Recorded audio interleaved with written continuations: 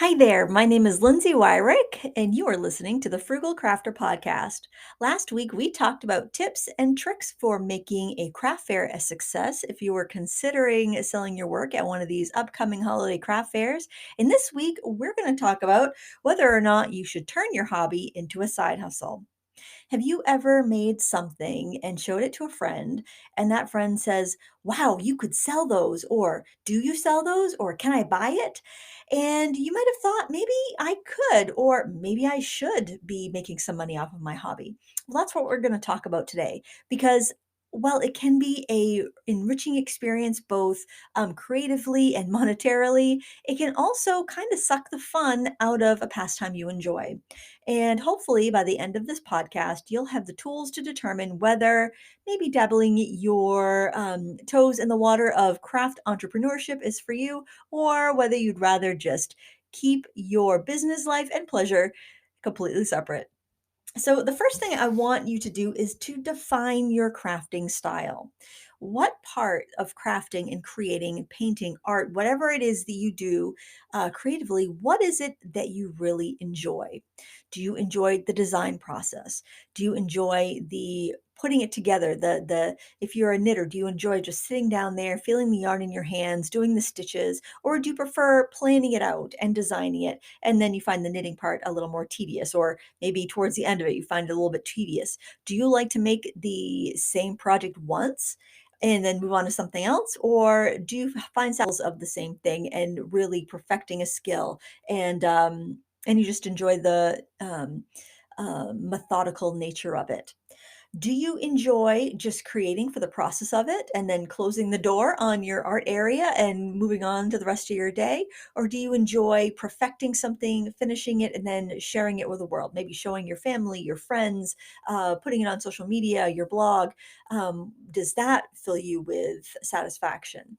So I think it's really important to define why you create. Do you create for personal fulfillment? Do you create for external validation? Is it a bit of a mix of the both? Do you want to earn a living from your creativity? Do you need to make some extra money? Or do you just want to enjoy your hobby for your hobby's sake? And I think that it's really important to determine this right off the bat. Otherwise, you could be reaching for a goal and not know why.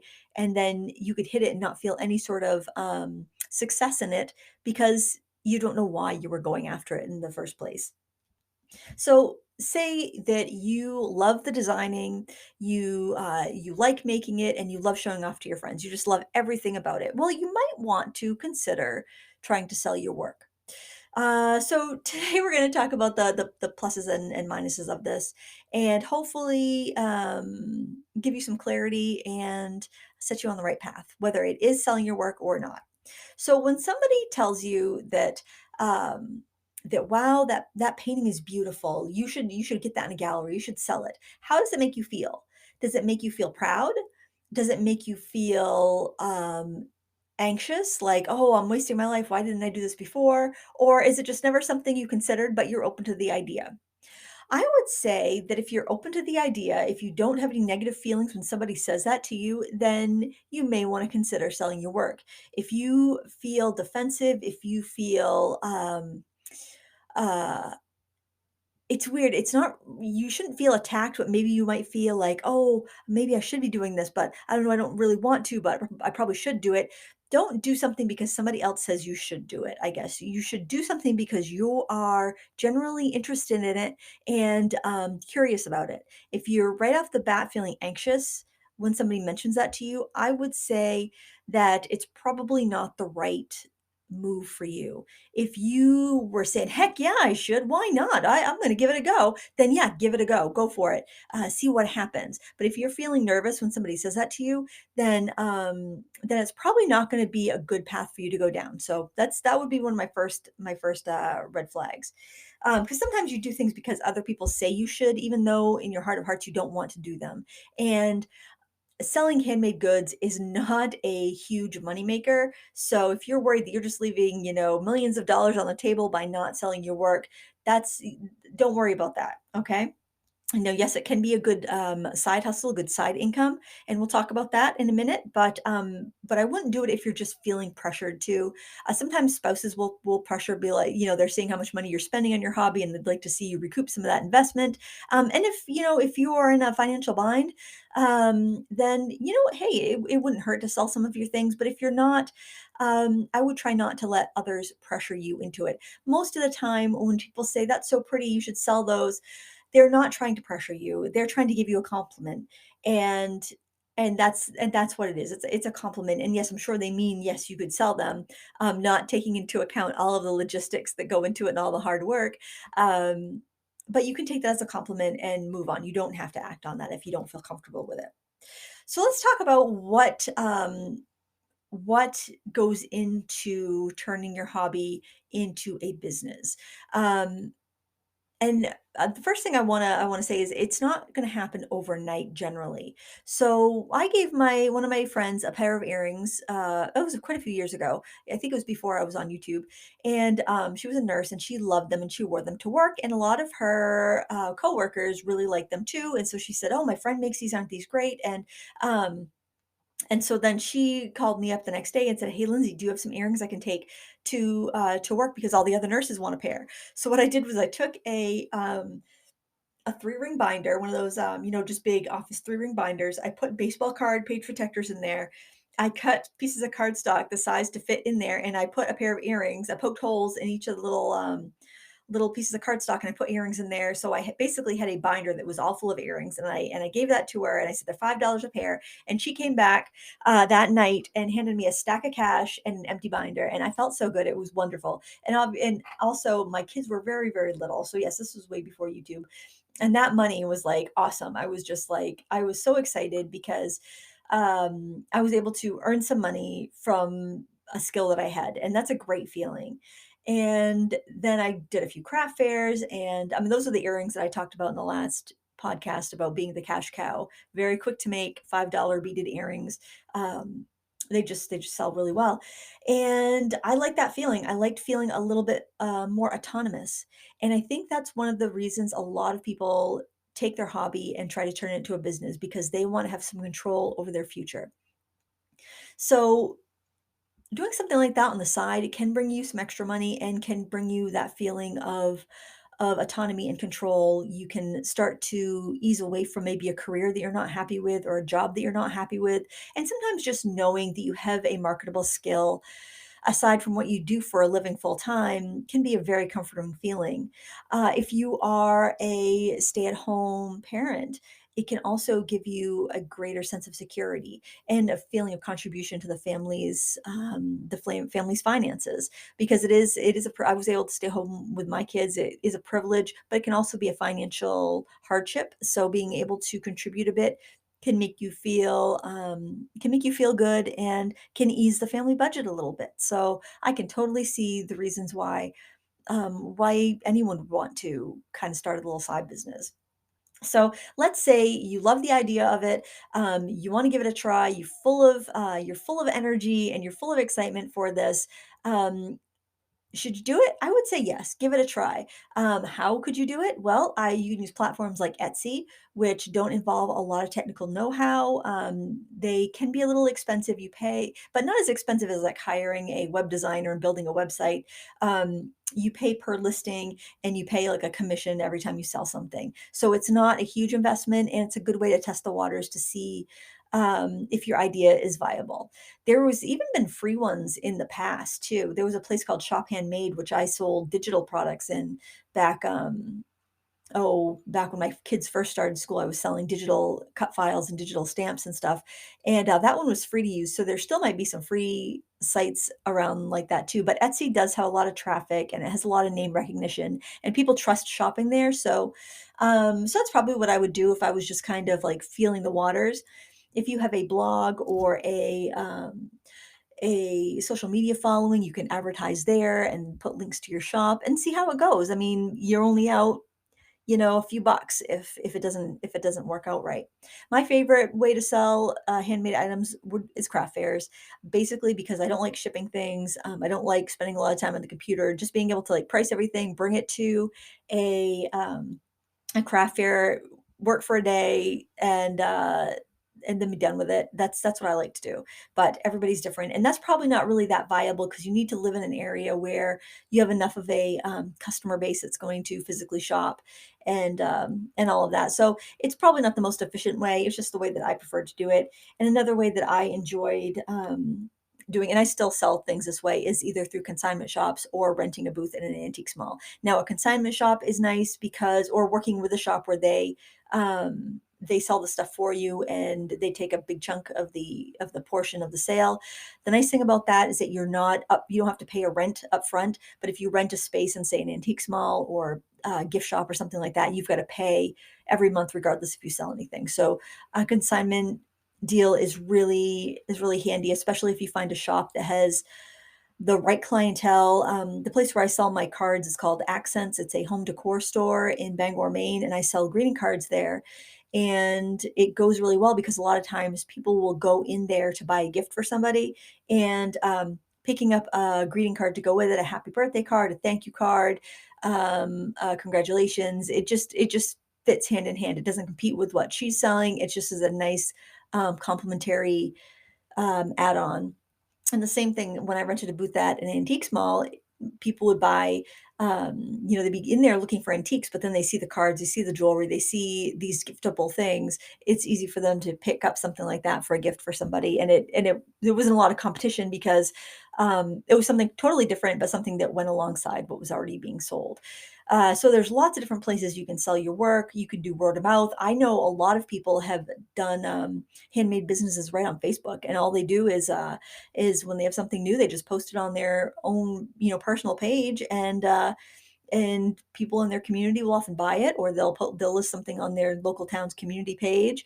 There's a lady in our town who makes jams and pies and breads and things like that, and when she's going to be baking, she just puts up a note, and then people will order right there from that Facebook page. So there's definitely free ways to do it, and just be resourceful and hard scrabble about it, and you can really make some money without having to spend very much, which I think is really nice. Now, speaking of spending money on your business, so one of the things that you might not realize if you're going to turn your hobby into a business is that those things you've been buying for your hobby will become business expenses. And you'll want to keep track of everything you buy that you intend to make something to sell, which could be all of the craft supplies you buy if you're intending to sell anything that you potentially make.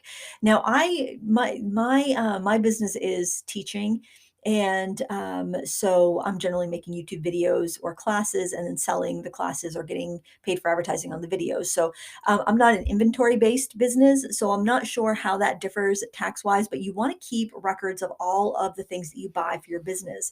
And the reason for that is if you make a certain amount, you are going to need to pay taxes. You're going to get a tax form from, say, if you sell on Etsy or eBay or wherever, you're probably paid via a cash app, and you will get what's called the 1099-K at the end of the year, and you will need to pay self-employment tax on the amount of money that you take in, which is about 15% in America. Of course, different countries have different rules, so I can't speak to that.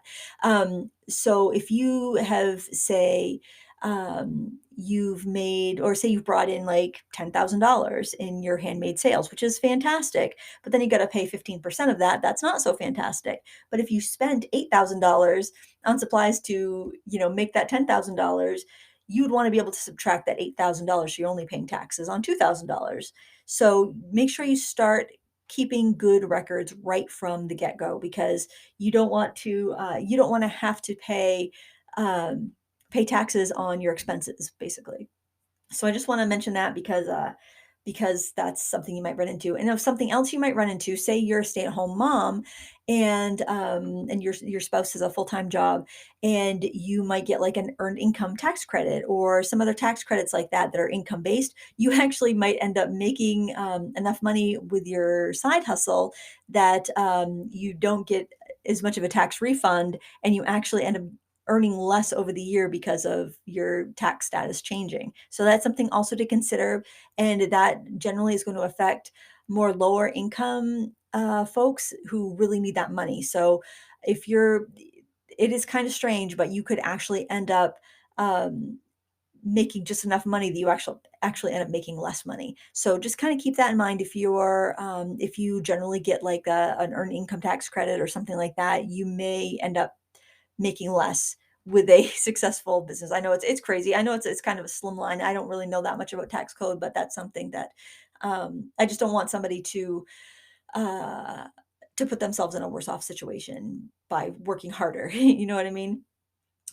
And something else to consider if you're going to do this is ask whether or not what you make is scalable.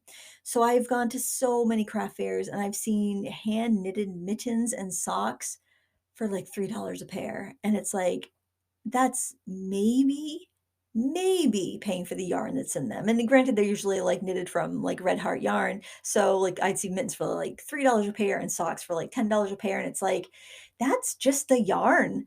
Oh my word, how are they making any money? And they're not, they're just basically getting their supplies back, and a lot of times it's, folks that do it just as a hobby, like, grannies that are retired and they just love knitting and they love getting out and, they just have to make more than they can use or give to their grandkids. And that's fine. But that's what you're competing against when you go to these craft fairs sometimes. So you want to, first of all, think, can I really make this worth my time? Am I actually earning at least minimum wage for this, or am I just getting what I've paid in the supplies back? That's why I gave the analogy of selling $10,000 worth, but spending $8,000 in supplies. And then when you figure in like the fees from the cash apps and whatnot, I mean, you might only have like $1,500 left over from that $10,000 its actual profit. So you want to really keep an eye on those things and make sure that what you're doing is viable. So, get a good idea of what the things you make are selling for and whether or not it's worth you marketing and making them. Now, the other thing that is something I don't see that many people talk about is that when you found something that sells well and you're making it, you turn from being a creative and a designer to a manufacturer. So, say you have designed this necklace, it's really popular, you've got 100 orders for them. um, you've done the fun part, you've done the designing, you've made the first one, but then after that, you're just making the same one over and over and over and over again. So it's kind of like working in a factory and making a widget. Are you going to be happy doing that? Is it going to be worth your while? No, it might be. I mean, it might be. I've spent many a day making jewelry while having, Harry Potter movies playing in the background. And that's fine. I could do that for a week or so and be completely happy. Is that something you want to do for long term? Or do you just want to do one batch of this and be done with it? Because if you're going to be making real money in a handmade business, you have to make it scalable, which means you can repeat it and make it so your cost and your time in it is low enough that you can make a profit. And a lot of that comes from efficiency and a lot of repetitive tasks. So you could either hire somebody to do that after you've designed it. Usually that doesn't come until you've built your business enough that you can afford your own full-time income, let alone somebody else's. And it's just something for you to think about. I know sometimes people will get filler products, like I know like the jewelry catalogs where I buy beads, in like the back of the catalog, they'll have, you can buy pre-made bracelets, pre-made this, pre-made that you can put on your craft fair table, or you can put in your website to kind of be a less expensive option, to just be basically just be profit because you don't have to put any time into it. But I don't like that because it gives the people buying it the impression they're buying a handmade item by you, but it's actually just, filler stuff that's made by low wage workers in other countries. But then again, it also makes their business viable. So, you have to think about how you are going to make the majority of your income and whether it's something you really want to spend that much time doing, because doing the same thing repetitively over and over again is not very creative, and it can kind of suck the joy out of your hobby. And if the money's good enough, I mean, that might be fine. That might be so much better than what you're doing for a full-time job that you don't mind it so much. And then you can work on some design. You can set up your schedule so you're working 20% on new designs and you're working 80% on the tried and true things that have always sold.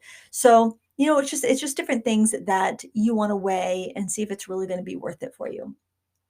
So I think we've talked a lot about the pros and cons of turning your hobby into a side hustle. Now, I think the biggest risk The biggest reason you might not want to do this is that if you put your work out there and it's not well received, or maybe it's well received but nobody actually buys it, it can be very demoralizing, and it can make you not want to participate in a hobby that you loved. And I see that happen too. And I think that's such a shame, because if they had just continued doing their hobby for fun, making things as gifts, making things for themselves, then they would still be enjoying their hobby. But sometimes when you put your work out there for others to purchase and they don't, it can make you feel like your work is not worth it anymore. It's not worthwhile. If so and so won't even pay me for this, then it's not worth me doing. And instead of getting validation for your work, you're actually getting negative validation. You're getting basically the world telling you that nope, it's not worth paying for, and that is a really horrible feeling and a really tough one to overcome. So if you're in a fragile state, I would say maybe don't put your work out there. It's like putting a baby bird on the lawn, you know? A cat could come by and just pounce on it, You need to protect it. Your artwork is like a baby bird, and you need to nurture and protect it until it's strong enough to fly on its own. And that strength might be your confidence, you building your confidence as you grow and become more skilled, and you build your confidence to a point where you don't care what anybody says. You don't care if anyone buys it or not. But if you do care, if that is something that's going to devastate you, if you put it out there and it doesn't sell, then maybe it's not the right time for you to do this, and maybe it's not the right idea at all. I'll tell you what, there are a lot of easier ways to make a living than selling art. I don't make my living from selling art. I'll make a little extra money on the side selling cards in gift shops, or maybe doing a craft fair here and there. But for the most part, my work is teaching. I make my living teaching art techniques and through advertising on my YouTube channel. But it's teaching people, because then that's also very repeatable. People can come back. There's always more to learn. Whereas if someone buys a necklace, they might not need another necklace. They might not want another necklace. And I find with a trend towards minimalism, there is fewer things that people are wanting to collect. And with home decor, I feel like there's fewer things that people want to collect. Now that this swings back and forth. I mean, we go from everybody wanting everything clean and minimalism to everybody wanting everything like highly decorated and filled up. So, those trends change, and you can definitely follow the trends um and keep up with them. But that's another thing you have to ask yourself: do you want to follow the trends, or do you just want to make the work that you like making in the style that you like looking at? Um, I think it depends on how flexible you are with your art, and what are you willing to sacrifice? Are you willing to sacrifice being creative and making one of a kind things all the time to finding something that works and then making a bunch of those things that sell? It's and everybody's different. Some people have absolutely no problem making what sells, and other people would feel like a sellout and not want to do it. So I'm not nothing is there's no one right or wrong answer, but I just want to put this out there so that if you felt pressured to sell your work, if you felt like you're missing out on something because you don't want to sell your work, don't feel that way. Don't feel that way at all. It's your work. You do with it as you want. If you feel a great need to get your work out there and you don't want to sell your work, maybe host a class at the library, or make a YouTube video, or start a blog and talk about your process. You don't have to sell anything, just talk about what you do. You'll get the validation of other like-minded folks that want to learn about what you do. And there's all kinds of reasons why somebody might not buy your thing that you've made. It might be too expensive for them. They might not, a lot of times people don't trust their own taste. They might like something, but they might not know if they trust their own taste. I know it's silly, isn't it? But customers are also shy and not confident all the time. So, don't take it personally if you create something that's gorgeous and a little unusual, but it's not selling. It could just be people they're unsure about what to buy, or maybe it's so unique that they feel like the only person that could wear it if it's jewelry, would be the artist that made it. There's so many different reasons why people spend or don't spend, and you drive yourself crazy trying to figure out why your work is or isn't selling. I would just say that you don't have to. You don't have to turn your hobby into a side hustle. There's no the For your work to be valuable to you, it doesn't mean it has to sell or it has to be valuable to anybody else, monetarily valuable. Create what is in your heart and only sell it if you want to, I guess is the moral of this podcast. Um, I just don't want I don't want anyone to feel pressured to sell their work if they're not ready to. I know that I've said, "Wow, that's gorgeous. You could sell that." In fact, my friend Rosie made me this gorgeous Arches watercolor sketchbook. It's my favorite watercolor sketchbook, and I'm like, "Do you sell these?" And people have been look, they'll watch my videos. I'm like, "Oh, where can I buy that?" It's like, "Oh, you can't." Well, she finally decided to sell them, so I think that's totally cool. But then I'm like, "Oh my gosh, I hope I didn't pressure this poor woman into selling these books. I hope she really wants to. They're very labor intensive to make." And that's the other thing, figuring your hours in. You might spend 20 hours on something, but like as far comparing to what you would buy mass market for something, it might only sell for like $25. And then you're thinking, well, do I want to put 20 hours into something that's going to sell for $25? That's not, that's nowhere near minimum wage. So you probably wouldn't want to. But it's worth it your time to put it into it because you enjoy it to make something like that for yourself. There's just a lot of things to weigh that I don't think people consider when they say you should sell that or how much is that, or you can make a business out of this. I just think that, there's a lot more to it. And I want you to consider all of those options and all of those just different aspects before you put a price tag on anything that you've made. That's it for today. I hope you've had a wonderful week. I hope you have a nice long weekend if you're catching this on October 8th. We're heading into a long holiday weekend in America, and I hope you have a nice one. Thank you so much for listening. Until next time, happy crafting.